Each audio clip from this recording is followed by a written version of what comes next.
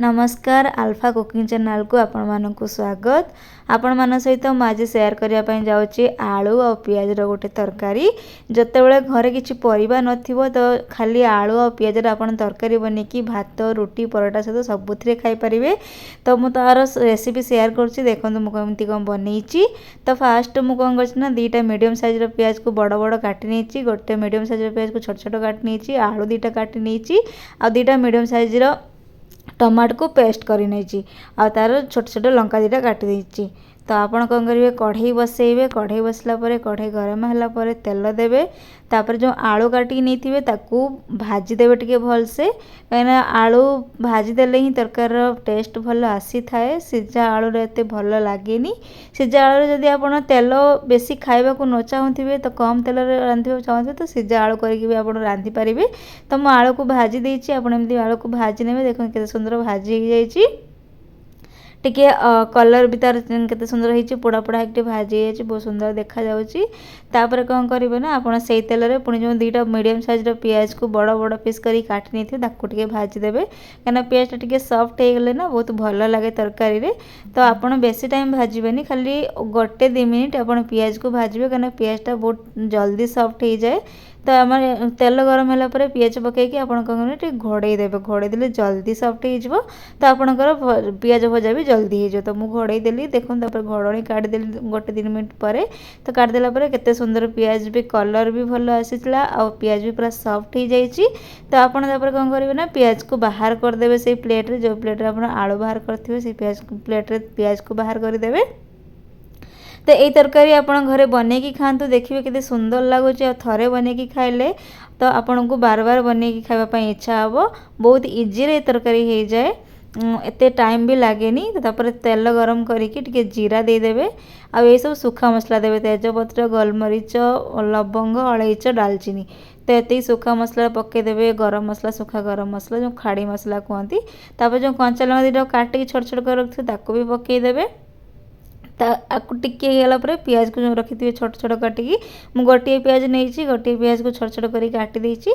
तो आपन सेमती छोट छोट करी काटी देबे, काटिके तापर पके देबे। पियाज को टिके भलसे भाजी देबे, जेमती टिके ब्राउन कलर आसी जिवो पियाज। तो आप मसला पकेबे। तो एमती पियाज देखो मोर हो गलानी पूरा ब्राउन कलर आ जाए। तापर मुझे 2 चामच अदा, गोटे चामच अदा रसुण पेस्ट ने, 2 चामच ने गोटे चामच ने, कहीं दुईटा आलू नहीं।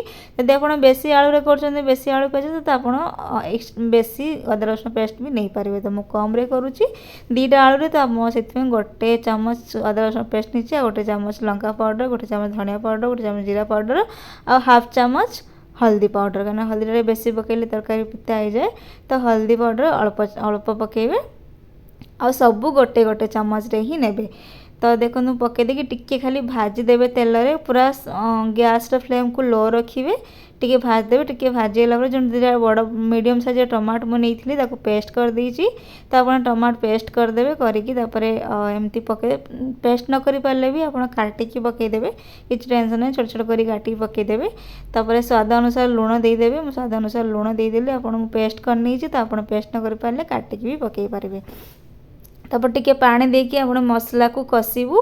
तो मसलाटा भलसे कसिले जाकि तरकारी भल लगे। तो से टिके पानी देकी मसला को भल भाव में कसिबे। देखो मु कसी हो गला, जिते जाए तेल ऊपर को आसनी जानवे कि मसला कसी ही नहीं। तो जो तेल ऊपर को आसला पर जानवे कि मसला कसिला। देखो मोर केते सुंदर मसला भी कसी, मु अल्प तेल रे ही ये तरकारी बनाऊँगी, बेसी तेल भी मोर नाही। तो बेसी तेल मसला जी खाऊ नथिबो ताक पई तरकारी बहुत भल। तो एथे ना आपण दही देबे, 2 चामच कि 3 चामच दही देबे। दही देले आर जो टेस्ट ना बहुत बढ़िया आसे, टिके चटपटा भाया टेस्ट रहिबो, एते सुंदर लगे। दही देकी आपण 3-4 मिनिट कसिबे, कहीं दहीटा को छाड़ी देबेनी, पकईकी दही पकईकी छाड़ी देबेनी, दही फाटी जिवो। तो दही पकईकी आपण बारंबार चलाउथिबे जते जाए मसला कसी नहीं। जो मोर कसीला पर चलाउथाले देखो आलू भाजी रखिली पकईदेली, मसला पर आलू भाजी रखी पकईदेली, पियाज भाजी रखी पकईदेली। तो आलू पियाज को टिके गोटे 2 मिनिट आपण कसिबे मसला रे। गोटे 2 मिनिट मसला रे कसुची, कहीं आलू पियाज को टिके मसला रे कसले बहुत भल लगे। सांगे सांगे पानी देबेनी, 2 मिनिट हम पानी आप 2 मिनिट हम आप कसिबे। तापर टिके कसी गला पर पानी दे देबे।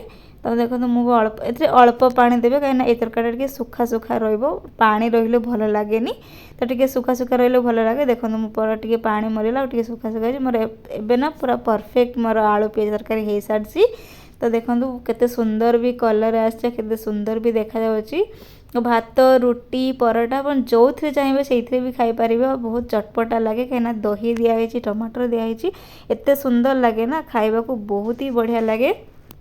थरे खाइले आपण मैंने बार बार करेंगे कि खाइबा को इच्छा हो। तो जदि मो वीडियो भल लगी मो रेसिपी भल लगी तो मो चैनल को सब्सक्राइब करदे वीडियो को लाइक करदे कमेंट जनइबे केमती।